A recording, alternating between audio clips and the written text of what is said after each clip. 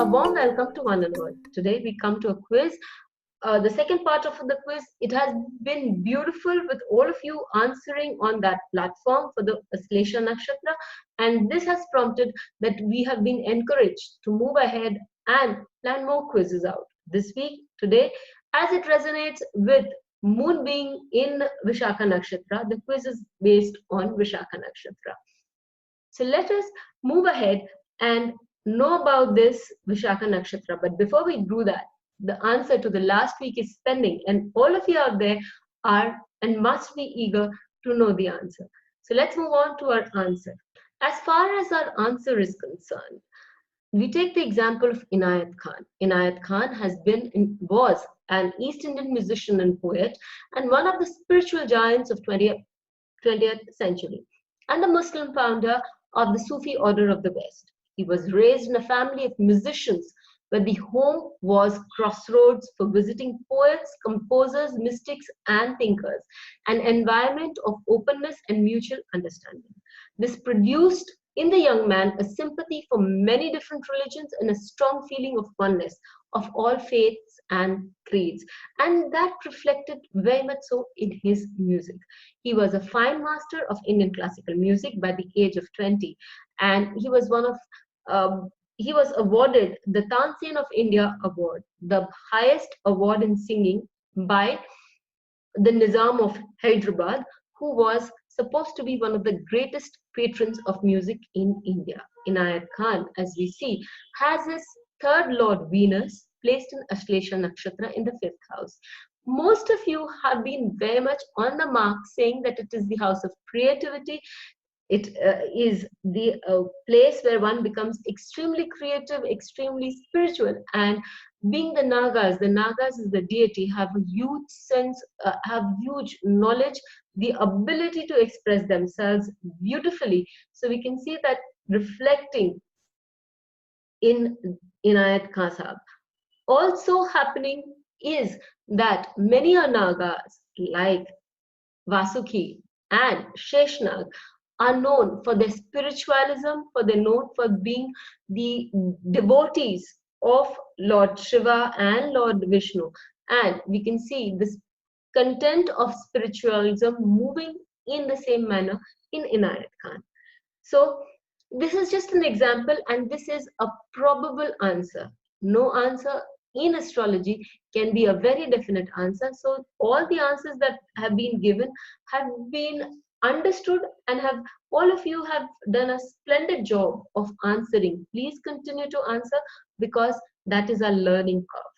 With that, we move on to the second quiz, that is about Vishakha Nakshatra. So we move on to Vishakha Nakshatra. Vishakha Nakshatra has a power. Instead of taking the deity today, since we are on a learning curve, let's make it interesting. We are taking the Shakti of this nakshatra. The Shakti of this nakshatra is Vyapana Shakti. So the Vyapana Shakti is the power to achieve or manifest. This makes this nakshatra very ambitious nakshatra with its ability to discover and curiously move ahead on undefined paths. These people are not afraid to charter unknown territories, to move away, to drop off one area which they have had a complete knowledge of, or just wanting to explore their own selves, they have moved into a different area. So let us see the placement of the planet Mars in Vishakha Nakshatra in the first house. Mars is a planet which is energy defined. It is an individual's energy in a chart. So the place, the way individual works in a chart can be defined with the placement of Mars. Where you focus your energy, because Mars defines work in terms of focus of energy. Mars defines our everlasting ability to get our heart's desire by concentrating all that there is. It is anger in our chart. It is a thief, and it can be even a soldier or a commander, depending on the way we help Mars function in our chart. Mars can define the color red. It can define so many things, but as the lord of the second house, what does it define now? So Mars is also placed in the first house. The first house, by definition, is the Lagna. The first house is a beautiful house because if the first house is strong, then no matter what problems in life may arise, the person has the ability to fight them, see them through, and come out of them. The Lagna is one such house that is a Kendra as well as a Kona. So it is the house of luck as well as a house where one needs to put in a great deal. If the Lagna is strong, a person can come out of his or her diseases also.